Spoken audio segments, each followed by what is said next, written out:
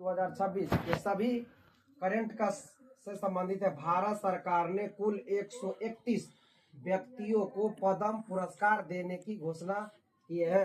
भारत सरकार के द्वारा प्रत्येक साल 26 जनवरी यानी गणतंत्र दिवस के अवसर से एक दिन पहले सरकार के द्वारा घोषणा किया जाता है, जिसमें 25 जनवरी को घोषणा किया गया। कुल 131 व्यक्तियों को पद्म पुरस्कार देने की घोषणा किया गया। पद्म पुरस्कार 3 श्रेणी में दिया जाता है, पद्म विभूषण, पद्म भूषण और पद्म श्री।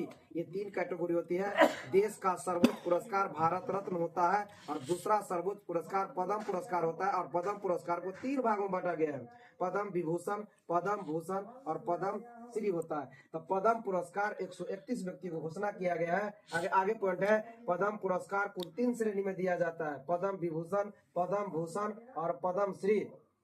इन 131 पद्म पुरस्कार में 5 पद्म विभूषण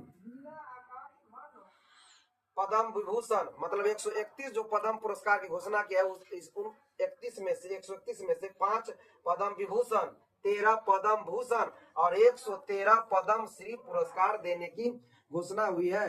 गौर से ध्यान देने की बात है, कुल 131 व्यक्तियों को पद्म पुरस्कार देने की बात की गई, जिसमें से 5 पद्म विभूषण, 13 पद्म भूषण और 113 पद्म श्री देने की घोषणा हुई है।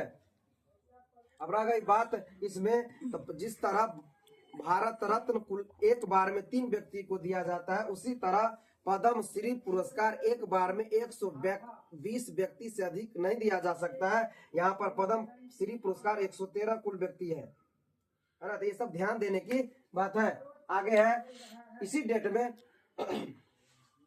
जो पद्म पुरस्कार जो घोषणा हुआ है, तो पद्म तो भारतीय हिंदी सिनेमा के दिवंगत अभिनेता जो धर्मेंद्र, जो कुछ दिन पहले उनका निधन हो गया, वो पद्म विभूषण पुरस्कार देने की घोषणा हुई है। 5 पद्म विभूषण देने की घोषणा हुई, जिसमें एक व्यक्ति धर्मेंद्र को देने की घोषणा किया गया है।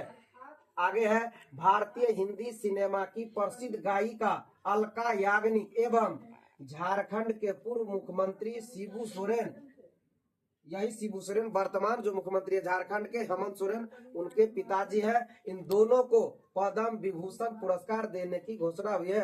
अभी बताया है पद्म श्री 3 कैटेगरी में, तो पहला कैटेगरी जो पद्म विभूषण है वह धर्मेंद्र को मिला है, जो समाप्त हो गए हैं। और दूसरा जो कैटेगरी है पद्म विभूषण, उसमें 2 व्यक्ति है, अलका याग्निक और झारखंड के पूर्व मुख्यमंत्री शिबू सोरेन को देने की घोषणा किया गया है।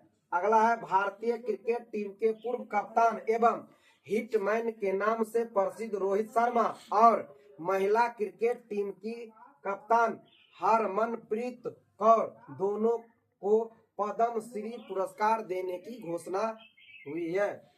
कहने का मतलब है, पद्म विभूषण में धर्मेंद्र का नाम आया है, पद्म भूषण में अलका याग्निक और शिबू सोरेन जी का नाम है, जबकि पद्म श्री में रोहित शर्मा और महिला क्रिकेट टीम की कप्तान हरमनप्रीत कौर को देने की घोषणा हुई है।